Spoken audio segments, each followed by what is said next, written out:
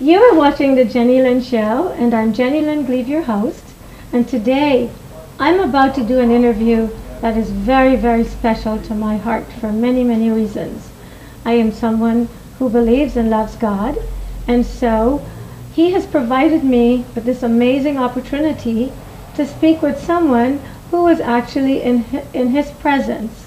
And I cannot wait to share her story with you as she shares it with me. Shirley, thank you for coming to the Jennylyn Show. Thank you, Jenny. My guest today is Shirley Brown, and she has quite a story for us. So I will turn this interview over to Shirley and have her tell us what happened. So Shirley, you were in heaven. Yes, three times. And you were in the presence of God. In the presence of God. Tell us what happened. And the Son, Jesus Christ. Okay. Yes, and Jesus in heaven on the first near-death encounter, Jesus escorted me to the Father. He took me into the Father's throne room. And we went from this beautiful, beautiful place of fresh greenery and in His throne room, and seems like thousands and thousands of people all draped in white, dressed in white long gowns and carrying their books and papers and going in and out of the throne room. So, well, normally I would save this question for the end of this interview, but I don't want to forget to ask you this. What do you want to say to skeptics who say people who've died and have come back has gone through some kind of a neurological experience and think that they were in the presence of God? Before you continue with the story, what do you want to say to those skeptics? I'd like to tell them that everyone has a personal story, and God uses who He wants to use, whom He calls, to do things that we ourselves don't want to do or never even thought about doing. But nevertheless, when God has a plan for your life, you back away, you submit. No matter how far you run away from Him, He's going to call you out to complete what He began in us. And for the skeptics, they're always going to be skeptics. They have been since the beginning of time. And the only thing I have to say to them, this is my story. This is my experience.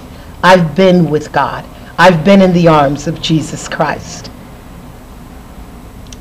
And not with this body, but with a new body.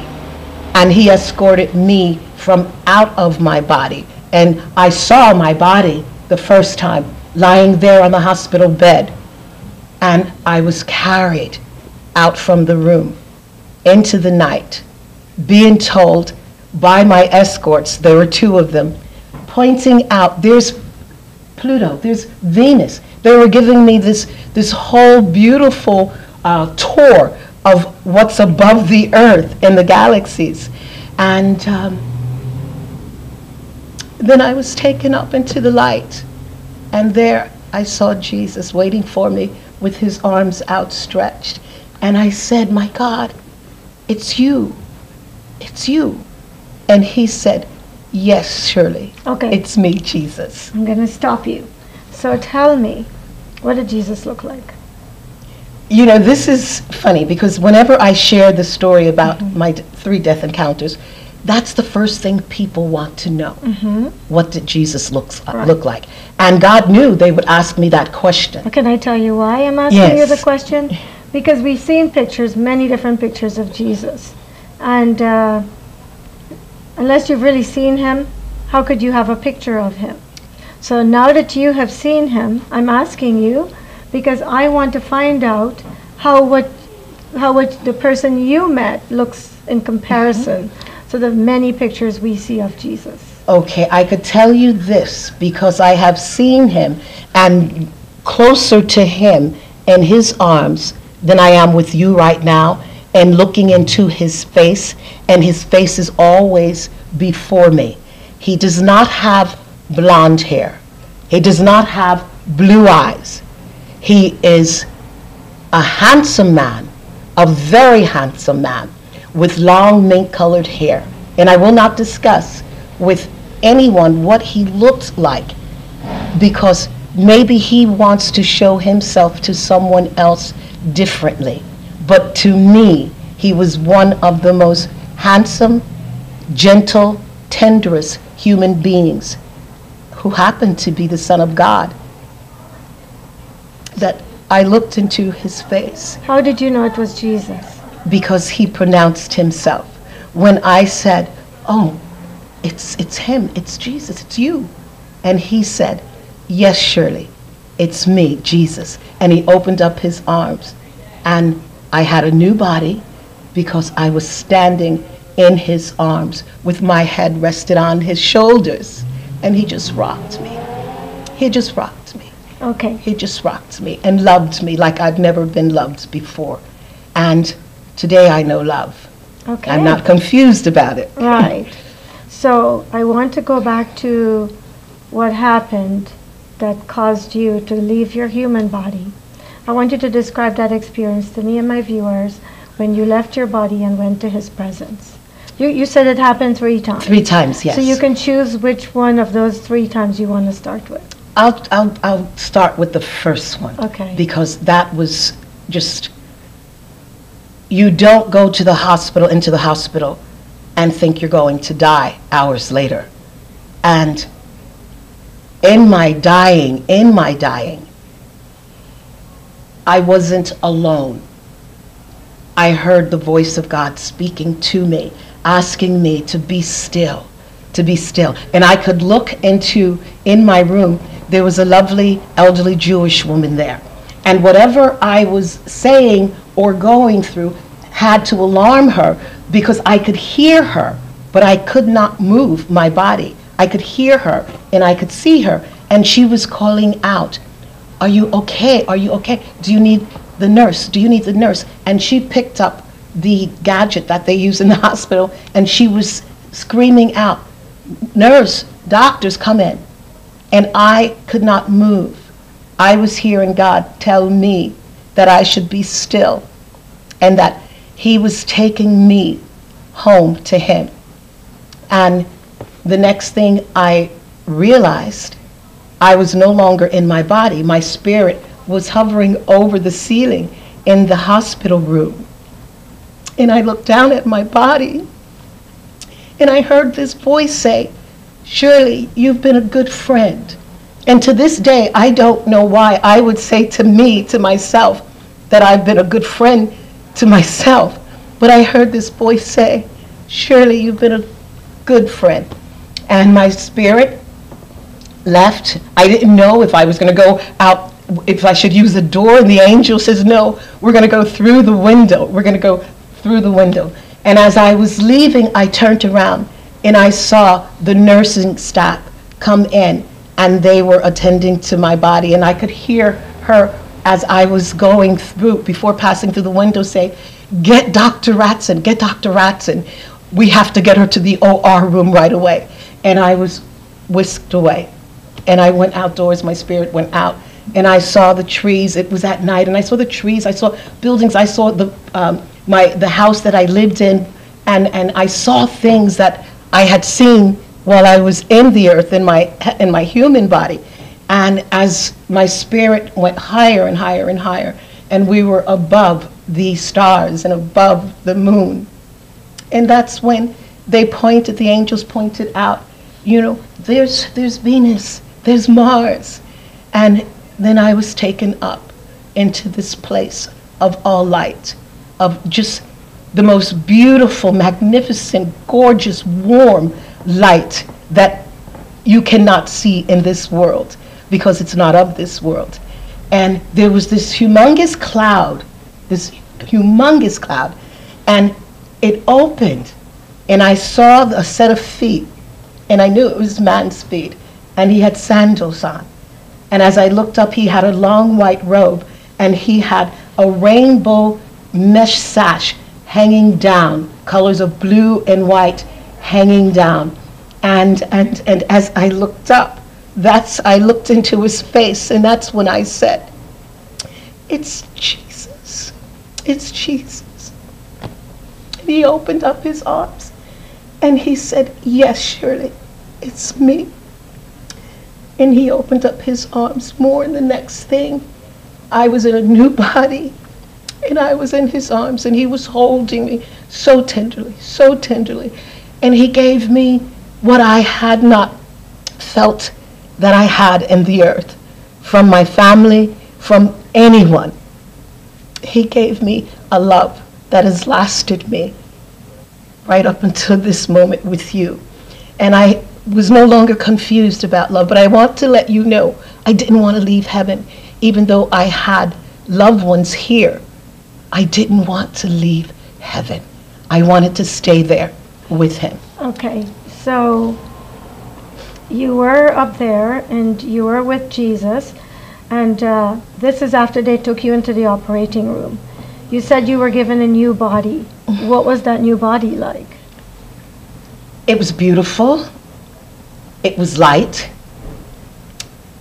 You could see it? I could see my body. I functioned in my body there, not the body that was left behind in the room in the hospital, but it was a new body. And I was still a woman, and the one thing I laughed, and I laugh to this day, because I always had very thin hair.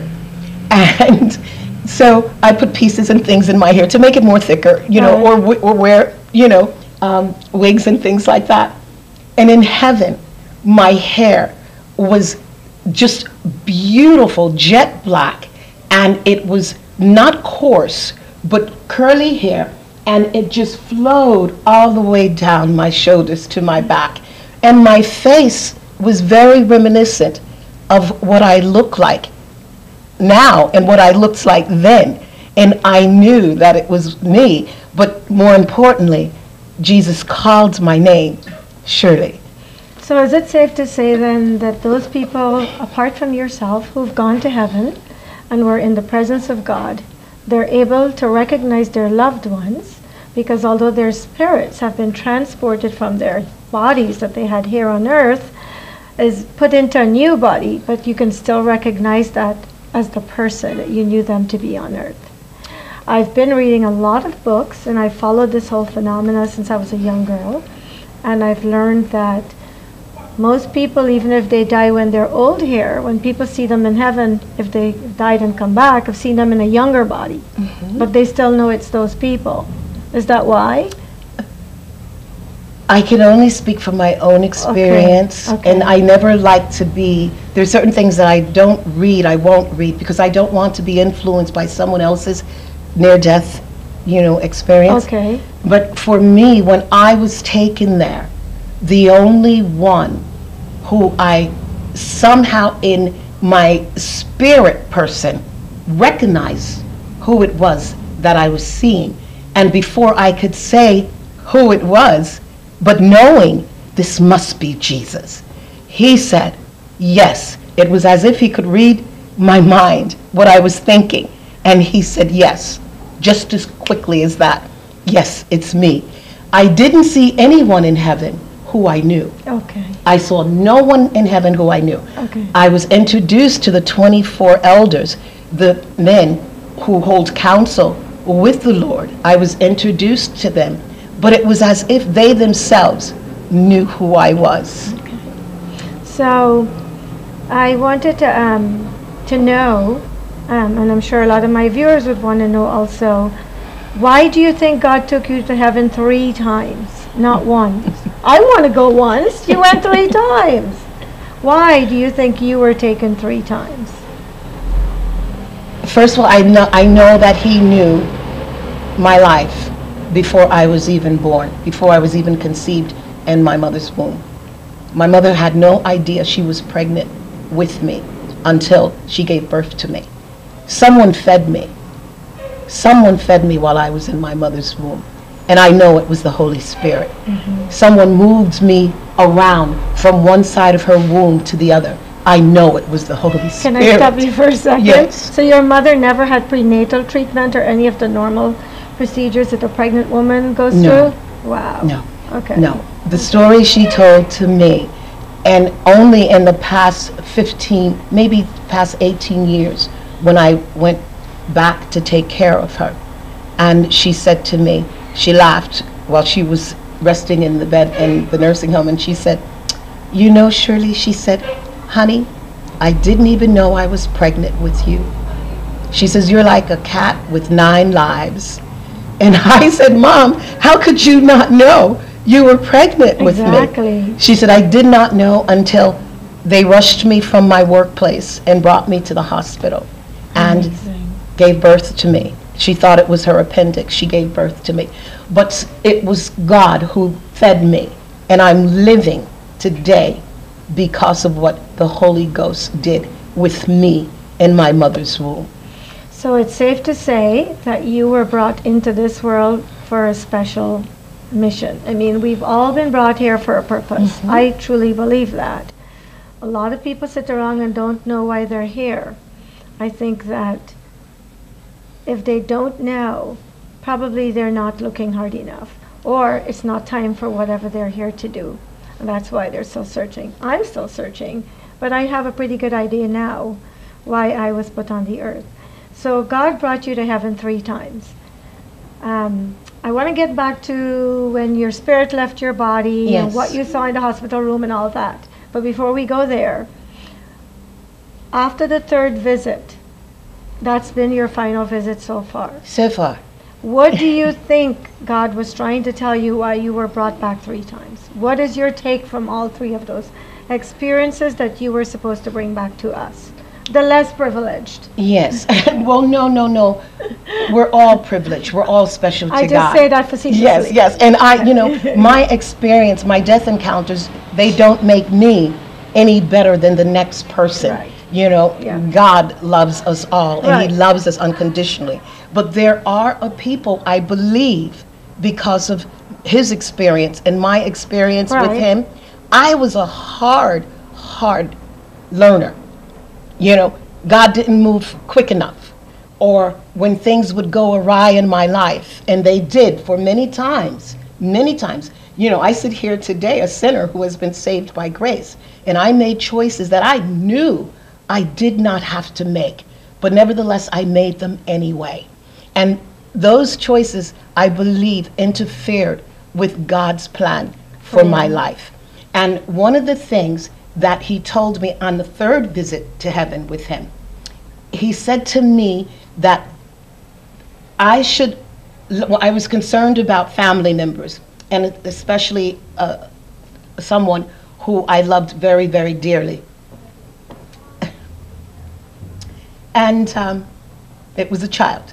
And He said to me, "I'm sending you back into the earth, and I want you to give to the little boy who's in the earth," who, by the way, I saw from heaven lying in the crib in our home. I'm looking at this little boy who's my child. I'm looking at him asleep. And there was still nothing in me that made me want to come back to the earth. All I could do is tell God what I was feeling. He's going to be without a mother. He's going to be without a mother. He's going to be without my love. And he needs a special mother's love.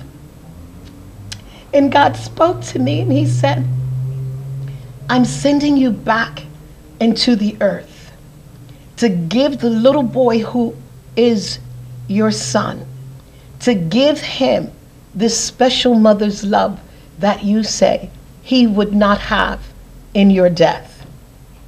And then He said, "But I command you, You're not supposed to make me cry. I command you to give all of my children in the earth this same special mother's love." And I said, "How am I going to do that?" He said, "Because I've put my spirit.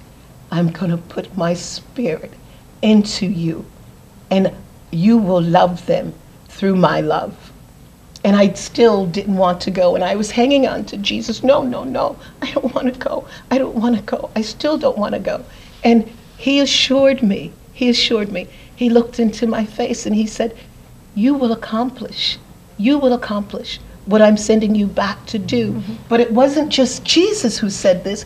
the 24 elders who were sitting there at this beautiful mahogany table, they were nodding and assuring me, as well as Jesus was speaking to me, you'll be able to do this. And when your work is completed, God said, I'll bring you back home to me.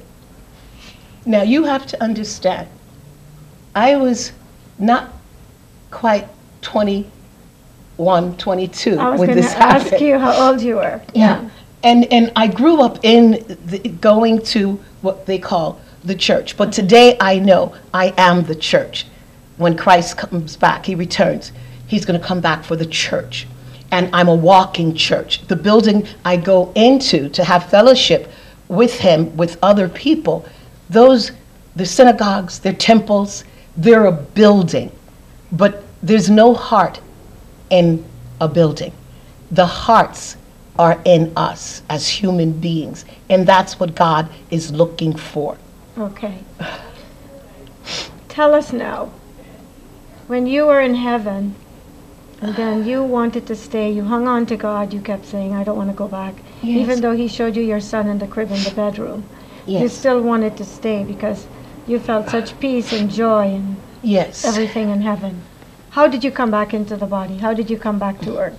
Well, I came back quicker than the trip was to heaven each time. And this time, Jesus pointed to a path, and he said to me, I want you to go this way. Look straight ahead and keep walking. And he said to me, don't look back. So you were not escorted back, you were escorted there. I was escorted there. You didn't know how to get there. No. You knew how to get back. Well, evidently I knew how to get back with him pushing me, the Spirit guiding me. Right. And when I went back, I just went back like a swirl going through. It would be like a storm, what people call a storm, a terrible storm. What is that thing? And it goes go round and round. And when I came back, I was not in the room where my body had laid before I left.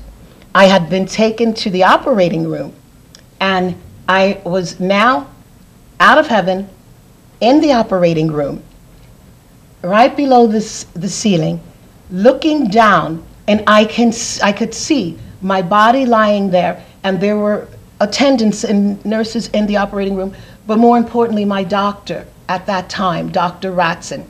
And I became very scared because the nurse, Dr. Ratson said, he stepped back from my body and he said, call Shirley's family.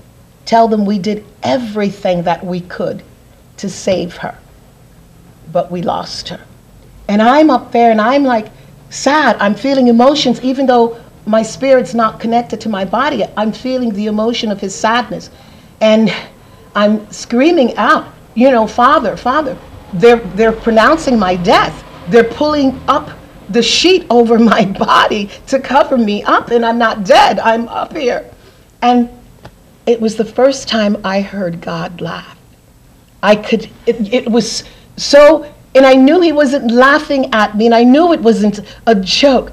But ye woman of little faith. Yes. And that's why I died 3 times, to get that faith, that kind of faith that you need to go through and do what God has called you to do. But so to make he laughed, and he told me to be still. Be still. And the next thing I saw, Jenny, was the nurse pulling the sheet up. And like lightning, I was brought back into my body, like lightning. Just like someone, if you in a storm and the lightning comes and it strikes you. That was the power that I went back into my body. And the nurses, I was back into my body when I heard the nurse and everyone say, get Dr. Ratson, she's alive. She's alive. She has a pulse. She has a pulse. How long were you dead for? You know, I really don't know, Jenny, but it felt like because of the trip and what God showed me and what I saw, it felt like it was 1,000 years. Like I had never left there. Like I was still in a place that I had never left. And the heart machine went back on, the heart monitor went back on, and they had the sheet here at my wrist. And I'll tell you, when I woke up, I was happy to be alive. I was so happy to be alive because I could be with the people who meant so much to me. And when I came back that third time, something clicked, something happened. I somehow knew that I didn't have to condemn myself for things that I had done, call it sins. I didn't have to condemn myself any longer. I was in heaven. I was above the moon. I was above the sun. I was above the stars, and I was in heaven, my Father's kingdom. And I was with the Lord Jesus. Each time he revealed something for me to bring back with me. But more importantly, he gave me the courage and the strength that I have today in my life not to be a victim or not to be victimized. So the operating room, they celebrated. They yelled, they screamed, and they were happy.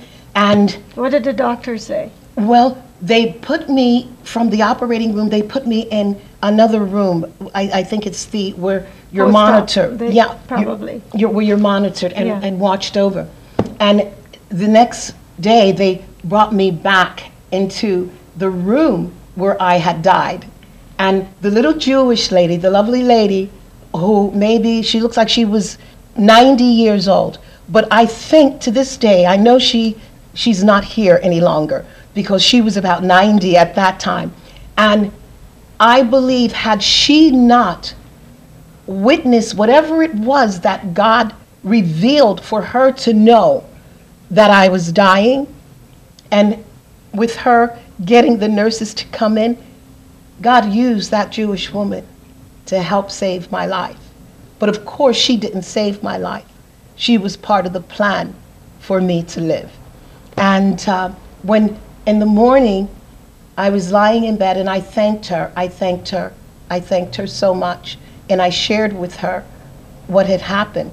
And my doctor came into the room, Dr. Ratson, he came into the room and he took, it is so, this is, they don't allow the Bible in so many secular places, and I never go without my Bible, because from here I learned about life, and I learned to value my life, and being born again is so much better than the first birth that I had. Okay, so I really want my viewers to hear the doctor's reaction. Dr. Ratson took my hand, and he patted my hand like this. And he looked at me, he stood next to my bed, and he said, "Young lady, somebody up there must really love you." And I said to him, "Yes, someone does."